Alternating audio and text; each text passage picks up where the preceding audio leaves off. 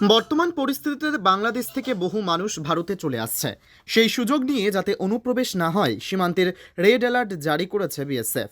রাজ্যের দ্বিতীয় বৃহত্তম স্থলবন্দর মহদীপুর। বাংলাদেশের ছাত্র আন্দোলনের জেরে বন্ধ রপ্তানি, সীমান্তে দিয়ে দাঁড়িয়ে রয়েছে ট্রাক, বন্ধ আমদানি রপ্তানি, মানুষ যাতায়াত করলেও সংখ্যা কম। বাংলাদেশের নাগরিক যারা ভারতের কোনো কাজে এসেছিল তারা ফিরে যাচ্ছে, তবে সীমান্ত পেরিয়ে বাংলাদেশে পৌঁছে নিজেদের বাড়িতে কিভাবে যাবে তারা এই নিয়ে উদ্বেগ প্রকাশ করেছেন বাংলাদেশের এই বাসিন্দারা। কি পরিস্থিতি হয়েছে, কতটা উদ্বিগ্ন হয়ে আছে?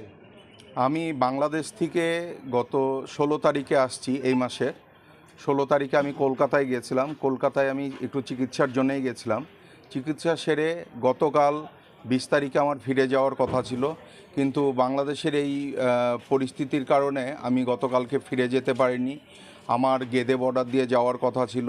ওই দিক দিয়ে যেহেতু কারফিউ জারি হয়ে গেছে এবং রাস্তাঘাটে ব্যাপক সহিংসতা হচ্ছে, এই কারণে আমি ওই দিক দিয়ে যেতে পারিনি। আজকে আমি এই দিক দিয়ে আসছি এবং গত 4-5 দিন থেকে আমি কোনো যোগাযোগ করতে পারছি না বাড়ির মানুষজনের সাথে।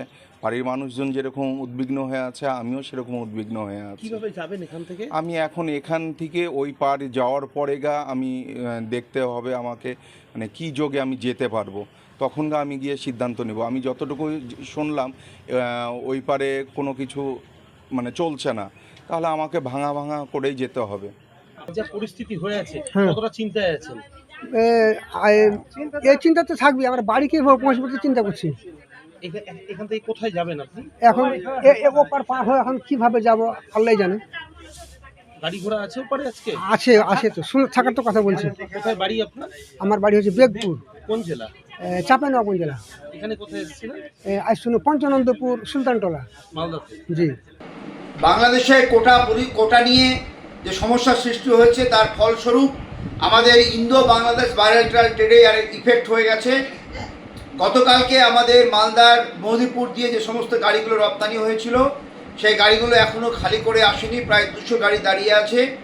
আজকে এবং আগামীকাল বাংলাদেশ কাস্টম ছুটি ঘোষণা করেছে।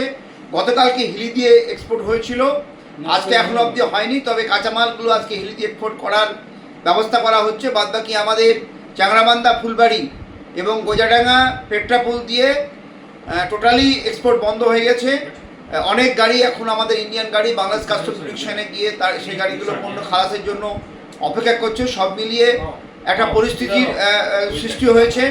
আমরা আতঙ্কিত। আমাদের যে সমস্ত ট্রাক ড্রাইভার, খালাসি যারা মাল নিয়ে গেছে কাস্টম জুডিকশনে আছে, তারা আতঙ্কিত, যদিও তারা এখনও অবধি সুরক্ষিত আছে। আমাদের কাছে খবর আছে। আমরা বিষয়টা নিয়ে আমাদের federation of Indian export organisation FIEO তাদের সঙ্গে যোগাযোগ করছি। সরকারি লেভেলে আলাপ আলোচনার মাধ্যমে এক্সপোর্টটা কী করে সচল রাখা যায়, আমাদের ট্রাক ড্রাইভারগুলো যারা গেছে তারা কিভাবে ফিরে আসতে পারে এবং মালগুলো পণ্য খালাস করতে পারে, পচনশীল পণ্যগুলো কী করে এক্সপোর্ট করা যায়, এই ব্যাপারে আমরা উদ্যোগ গ্রহণ করেছি। Bureau report, PB news. Annapurna medical hall, chemist and druggist. এখানে সকল প্রকার ওষুধ পাওয়া যায়। নবাবহাট মোড়, পূর্ব বর্ধমান। যোগাযোগ করুন 6295528655 অথবা 7602347696।